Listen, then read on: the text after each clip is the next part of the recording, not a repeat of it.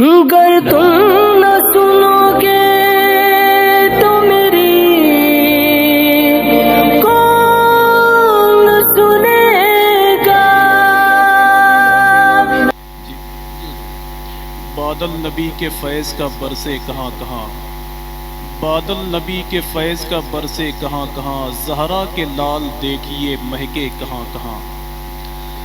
بادل نبی کے فیض کا برسے کہاں کہاں، زہرا کے لال دیکھیے مہکے کہاں کہاں، اور دین خدا کی نشر و اشاعت کے واسطے اترے میرے رسول کے بیٹے کہاں کہاں۔ دین خدا کی نشر و اشاعت کے واسطے اترے میرے رسول کے بیٹے کہاں کہاں۔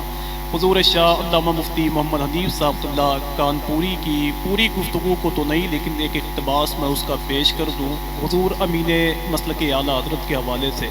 میں تو کبھی کبھی سوچتا ہوں اللہ کے نبی کے گھر والوں کو دیکھ کر کے کہ آپ آئیں کمال ہو جائے، آپ آئیں کمال ہو جائے، سانس میرا بحال ہو جائے، جیسی اولاد مصطفیٰ کی ہے کیسے اوروں کی یاد ہو جائے، جیسی اولاد مصطفیٰ کی ہے کیسے اوروں کی یاد ہو جائے۔ زمین کربلا سے آواز آ رہی تھی کہ یزید اپنی پوری طاقت لگا لے، نہ وہ حسین کا ذکر مٹا سکتا ہے، نہ وہ حسین کا خاندان مٹا سکتا ہے، نہ وہ حسین کے نانا کا ذکر ختم کر سکتا ہے۔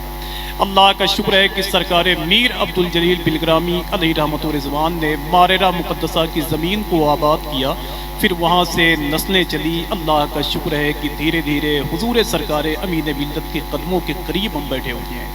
یہ وہ شخصیت ہے کہ امریکہ کی ایک یونیورسٹی میں جب پوری دنیا کے بااثر لوگوں کا شمار ہوا تھا، اللہ کا شکر ہے اس میں ایک نام حضور امین ملت کے بھی آیا تھا۔ ماشاءاللہ خوش ہو جائیں، ذرا اونچی آواز میں بولیں لبیک یا رسول اللہ۔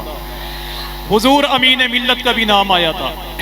یہ وہ مقدس لوگ ہیں کہ جن کو دیکھنے کے بعد میں پوری دنیا کے لوگ یہ کہتے ہیں کہ سیدوں کی ہے بات رہنے دے اور شدت پیاس ساتھ رہنے دے، ان کے نانا ہے ساقی کوثر اپنی نہر فرات رہنے دے۔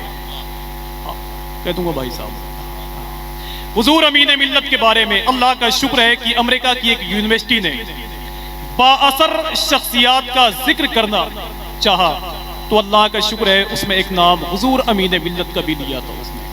اب وہ اجمیر شریف میں کچھ لوگ پاگل ہو گئے ہیں جن کو اعلیٰ حضرت نہیں سمجھ میں آتے ہیں، تو میں کیا کروں بھائی، خانوادے برکاتیہ کی طرف لے جائے انہیں۔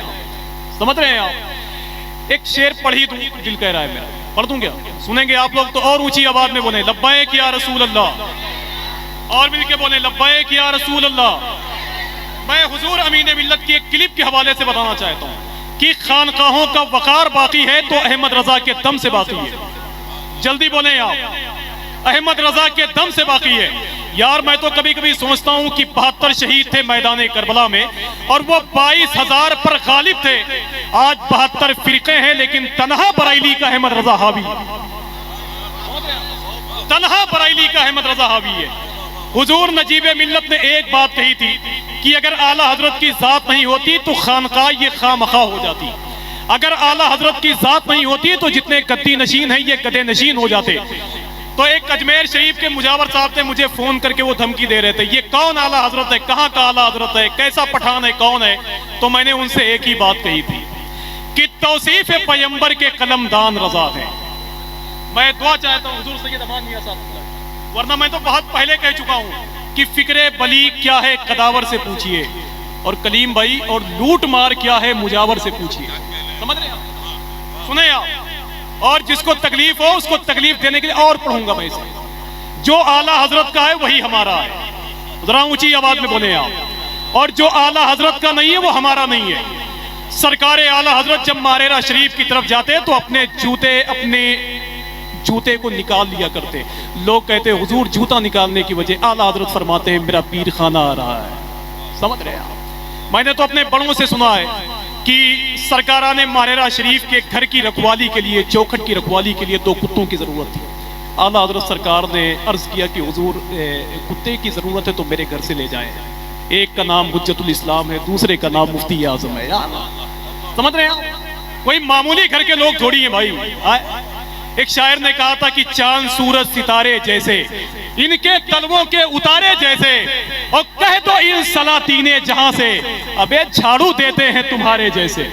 سمجھ رہے ہیں؟ خان وادی ماہریرا کی عظمتوں کے مینار کو دیکھنے کے لیے لوگ اپنی ٹوپیاں سنبھال لیا کرتے ہیں. سمجھ رہے ہیں؟ ایک شعر پڑھتا ہوں بس اس کے بعد بند کر دوں گا. کہ توصیف پیمبر کے قلم دان رضا ہے. چاروں طرف سے آواز آنی چاہیے. کہ توصیف پیمبر کے قلم دان رضا ہے، حق ساز اصولوں کے دبستان رضا ہے، اور ان رابضی گستاخ مجاور کو بتا دو ابے اجمیر کی عظمت کے نگہبان رضا ہے. ان رابضی گستاخ مجاور کو بتا دو اجمیر کی عظمت کے نگہبان رضا ہیں، اور اس نعمت عظما پہ کرو شکر کے سجدے، اے منکرو اللہ کے احسان رضا ہیں.